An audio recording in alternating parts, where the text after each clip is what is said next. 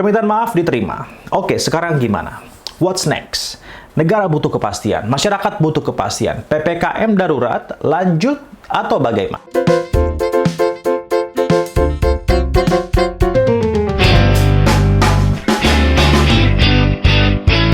Bagaimana sobat? Masih bertahan?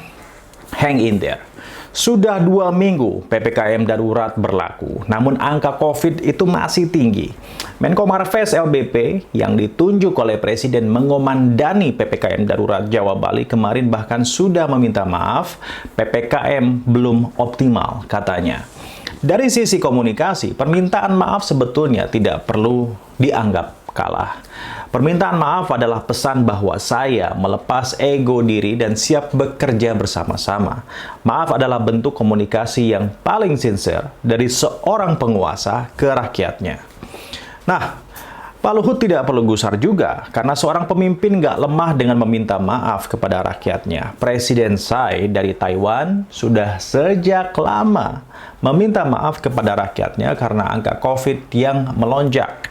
Dan selain itu di Inggris, saat gelombang lonjakan COVID-19 terjadi pada Desember 2020 hingga Januari 2021, Perdana Menteri Inggris Boris Johnson mengungkapkan permintaan maaf kepada rakyat. Saat itu, angka kematian akibat COVID-19 di Inggris tembus hingga 100.000 jiwa.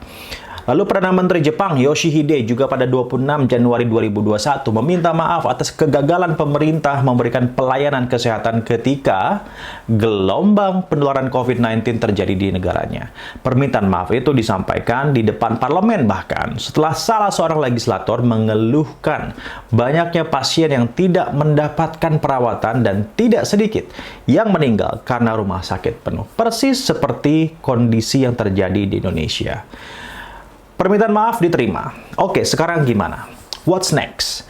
Negara butuh kepastian, masyarakat butuh kepastian. PPKM darurat lanjut atau bagaimana? Kalau lanjut, terus bagaimana nasib masyarakat yang nggak bisa kerja karena sepi? Misalnya nasib Kang Dadang di Bandung yang jualan buburnya sepi. Nasib Mbok Atmi tukang gudeg Jogja yang juga jualannya sepi. Dan nasib jutaan masyarakat Indonesia lainnya yang masih bekerja untuk menyambung hidup dari hari ke hari. Lalu jika tidak lanjut, lalu bagaimana ya pengendalian COVID? Terobosan apa yang akan dilakukan oleh pemerintah untuk bisa menekan penyebaran COVID? Pelik memang, saya tidak bisa membayangkan beratnya duduk di kursi para pemimpin negara saat ini.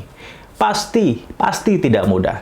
Tapi mekanisme demokrasi yang kita percaya telah mengantarkan Anda semua untuk memimpin kami. Nah, pada video sebelumnya, saya mendorong ide gila ya untuk bisa mempercepat vaksinasi di Indonesia. Selain tentu meningkatkan produksi vaksin, dari hasil banyak survei, masyarakat 62 ini masih banyak yang ogah vaksin. Ini sebuah realita. Alasannya banyak. Kemakan hoax vaksin itu ngasih side effect, hoax vaksin itu konspirasi, dan alasan-alasan runyam lainnya. Amerika melakukannya dengan banyak cara. Misalnya vaksin dibuat menjadi lotre, vaksin dikasih cashback. Cina juga melakukan hal yang sama. Inti dari pesannya adalah kamu akan boleh ngapa-ngapain asalkan mau vaksin. Nah, saya yakin Presiden Jokowi pasti nggak bisa tidur nyenyak sekarang ini. Pantas saja Presiden sampai bilang, pejabat publik harus punya sense of crisis. Dan sudah seharusnya begitu. Salutlah untuk para menteri, kepala daerah, pejabat publik yang turun ke lapangan, begadang untuk memikirkan rakyatnya. Jadi kalau masih ada pejabat yang karaokean, masih ada pejabat yang liburan, nggak ngerti lagi deh.